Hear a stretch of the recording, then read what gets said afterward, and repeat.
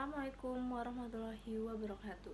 Perkenalkan, nama saya Andin Trihapsari dengan NIM 124108105. Saya dari Prodi Manajemen Bisnis angkatan 2024. Di sini saya akan menjawab beberapa pertanyaan yang telah diberikan oleh dosen saya, yaitu Pak Farid, untuk memenuhi mata kuliah pendidikan agama di semester 2 ini. Kesan dan pesan dari saya selama 1 semester ini, saya mengikuti mata kuliah pendidikan agama Islam. Saya mendapat banyak pelajaran berharga tentang nilai-nilai kehidupan, etika, dan spiritualitas. Pembelajaran ini membantu saya menjadi pribadi yang lebih baik, berpikir kritis, dan lebih sadar akan peran saya sebagai manusia yang beriman dan bertanggung jawab kepada Allah Subhanahu wa Ta'ala. Topik yang paling penting menurut saya selama 1 semester ini yaitu akhlak dan etika.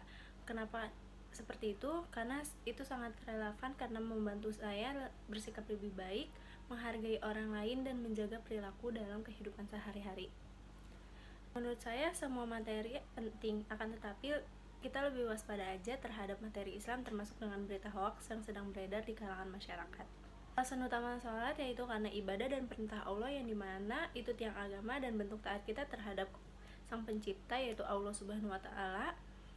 Dasar di kitab suci kita contohnya banyak di Al-Quran, misalnya ada surat Al-Baqarah ayat 43.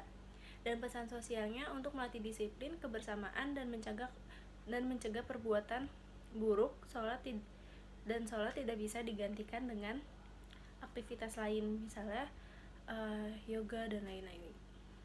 Ada yang pertama itu ada dasar berdema. Al-Quran misalnya surat At-Taubah ayat 103 memerintahkan zakat dan sedekah. Kenapa berdema? Karena harta adalah titipan Allah, jadi harus dibersihkan dan berbagi. Hubungan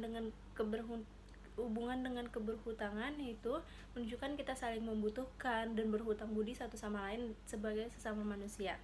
Saya tidak setuju dengan paham child free karena keluarga dan memiliki anak adalah bagian penting dalam ajaran agama Islam untuk melanjutkan keturunan, menjaga nilai moral, dan memperkuat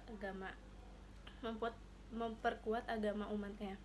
Anak juga menjadi amanah dan sumber berkah. Memilih tidak mempunyai anak bisa melemahkan peran keluarga dan meneruskan nilai-nilai agama sosial. Namun setiap orang punya alasan masing-masing, tetapi dari sisi agama kita, memiliki keluarga dan memiliki anak sangat dianjurkan. Saya mengajak Ahlul Kitab untuk mengedepankan perdamaian dan kasih sayang sesuai ajaran kitab suci Al-Quran, serta menghentikan kekerasan.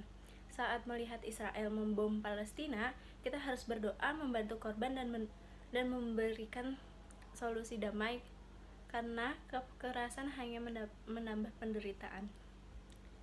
Jika dipercaya sebagai Dubes Indonesia untuk mempromosikan Islam Indonesia ke dunia, saya akan memerankan keunikan Islam di Indonesia yang damai, moderat, dan toleran melalui akulturasi budaya lokal. Saya akan memperkenalkan tradisi khas seperti halal bihalal, pesantren, dan peran Wali Songo yang menunjukkan bagaimana Islam hidup harmonis dengan budaya Nusantara. Pendekatan ini bisa menjadi contoh Islam yang ramah dan inklusif bagi dunia global. Materi perkuliahan perlu lebih seimbang antara teori dan praktik. Mahasiswa juga butuh contoh nyata dan studi kasus yang relevan. Interaksi dosen dan mahasiswa juga perlu ditingkatkan, karena selain itu juga materi harus diperbarui sesuai isu dan keagamaan kontemporer, sebagai toleransi dan teknologi digital. Penggunaan media interaktif seperti video dan diskusi daring bisa meningkatkan pemahaman. Evaluasi pun sebaiknya bervariasi, tak hanya melalui Zoom meeting, tetapi juga melalui tatap muka. Sekian penjawaban dari saya, kurang lebihnya mohon maaf. Wassalamualaikum warahmatullahi wabarakatuh.